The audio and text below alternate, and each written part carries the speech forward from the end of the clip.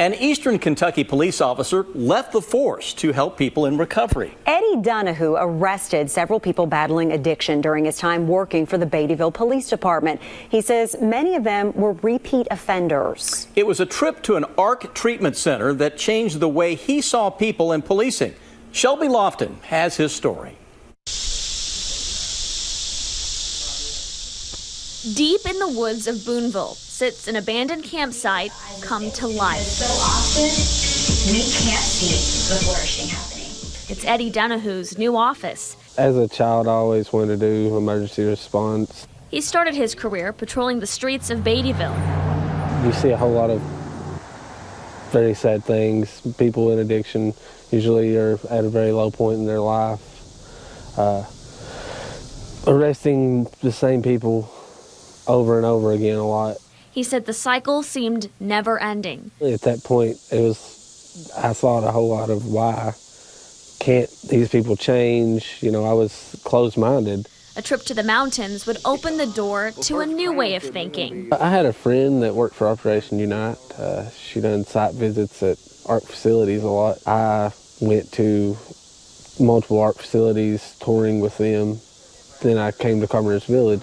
Beneath the trees is where men find treatment. They're just getting their mind clear. The fog's kind of going away from the drugs. And we get to see when the light kind of comes on. What does this place mean to you? Bringing those clients into that type of atmosphere, they feel the love that we all have, and we love them back to life. Today, he works with the Owsley County Sheriff's Department part-time. Instead of people running away from him in uniform, they rely on him for help.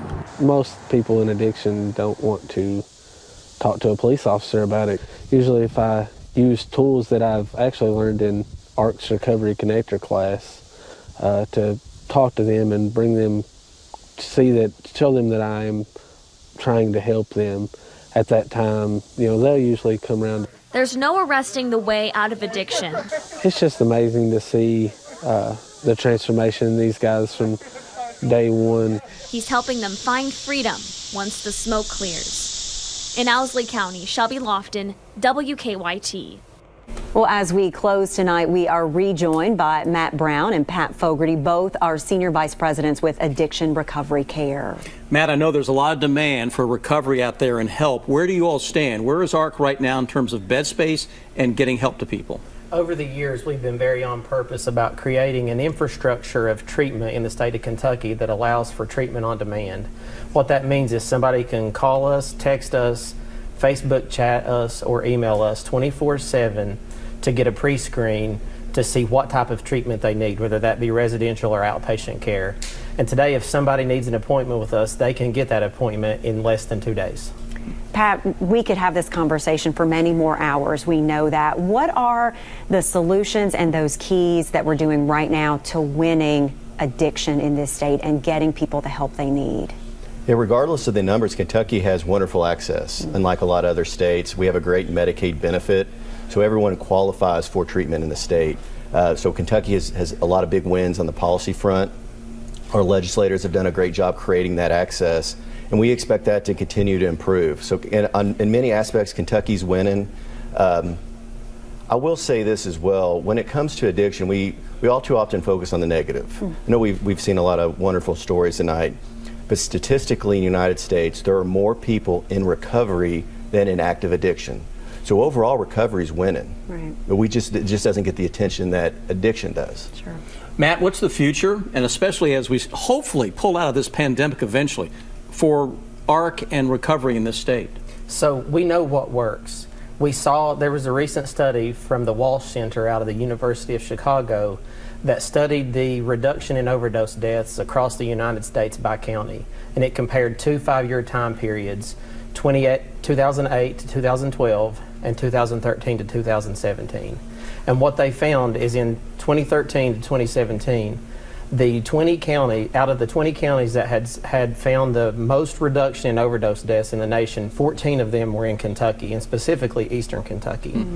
We know that long-term treatment works. We know that easy access to all treatment works, including medically assisted treatment. We know that employment solutions, housing, transportation, child care, all of those things, they result in long-term recovery outcomes. So we know what works, and the key is to continuing to do that for the next year. Quickly before we go, you both have been there. What do you say to somebody or to somebody's family that's just right there tonight and they know they need the help? What do you say to get them to call, text, do whatever they need to do? Have hope. There's people everywhere recovering. There's fantastic stories all over the place. Don't focus on the negative. And the support's out there. And it's a different world than it was 5 or 10 years ago.